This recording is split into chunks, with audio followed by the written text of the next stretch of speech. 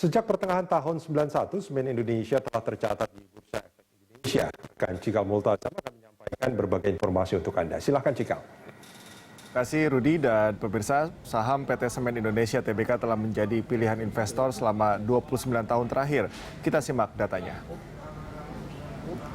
Ya, PT Semen Indonesia Persero Tbk dengan kode SMGR melakukan IPO pertama kali pada 8 Juli 1991 dengan saat ini berada di papan utama di bursa. Kemudian bidang usaha utama adalah produsen semen dengan sektor basic industry and chemicals dengan subsektor semen. Dan pemegang saham SMGR ini sebanyak 51,01% atau sebanyak 3,02 miliar dimiliki oleh negara Republik Indonesia, sementara 2,9 miliar atau 48,99% dimiliki oleh lainnya. Kita lihat saat ini harga saham SMGR dimulai pada awal Januari sebesar 12.200, sempat naik pada pertengahan atau menjelang akhir Januari di 13.050 dan turun cukup signifikan mulai pada awal Maret 10.400 dan mencapai titik terendahnya pada pertengahan Maret sebesar 5.875. Kemudian pada awal April naik lagi 8.100 dan sempat terjerembab turun lagi 5.900. Kemudian pada akhir Mei dan juga akhir Juni ini harga sahamnya 9.800 sampai 10.150 dan pada pertengahan Juni atau tepatnya 15 Juni harga sahamnya 9.425 turun dibandingkan pada sebelumnya. Demikian Rudi, beberapa data yang saya sampaikan kita kembalikan ke rekan Rudi Andanu. Baik, terima kasih Cikal dan pemirsa, dialog kita akan lanjutkan kembali masih bersama Edwin Sebayang. Mas Edwin. Ya, Pak. Halo Mas Edwin. Halo. Ya Mas, ini tadi rekan Cikal Multazam itu menyampaikan kinerja saham SMGR. Ini agak menarik memang kalau kita melihat dari Januari sampai ke Juni ini. Ini di Januari itu sempat di 12.000 bahkan 13.000. Di Maret memang hampir semua saham nampaknya anjlok ya. Itu lebih dari 50%. Tapi untuk kembali ke level yang sama di Januari nampaknya agak sedikit susah. Anda melihatnya seperti apa, Mas Edwin? Iya, kalau kita lihat sebetulnya sih nanti bisa akan adjustment nanti di kuartal 3, kuartal 4, Mas. Ya kan itu harga saham kan sangat terkait dengan performa kinerja fundamental. Jadi market belum berani mengambil posisi lebih besar.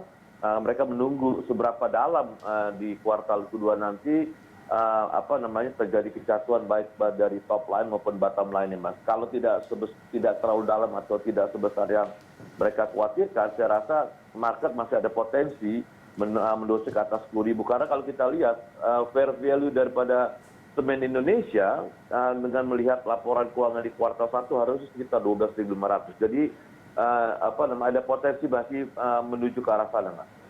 Oke, ini boleh kalau saya simpulkan secara fundamental sebetulnya tidak ada masalah dengan SMGR, tapi mungkin sentimen dari luar ini sangat mempengaruhi? Kalau menurut saya sih mungkin ini lebih karena penjualan secara domestik itu kan mengalami penurunan, Mas ya. Tadi saya katakan kan turunnya hampir 38% secara nasional penjualan semen per Mei kemarin ya. Dan itu pasti akan berdampak juga terhadap semen Indonesia walaupun tidak separah Indosemen karena mereka letaknya itu masih boleh dikatakan menyebar, konsentrasi di Pulau Jawa aja. Jadi ada penurunan tapi tidak separah tetangga sebelah, Mas. Oke, nah ini untuk kuartal 3 dan 4 ini kira-kira sentimen yang akan membayangi SMGR, semen, industri semen pada khususnya ini apa, Mas Edwin? Iya, kalau menurut saya sih mungkin mulai bangkitnya lagi atau dimulainya lagi pembangunan di sektor konstruksi, ya kan mulai hidup lagi, lalu properti juga mulai hidup lagi, ya.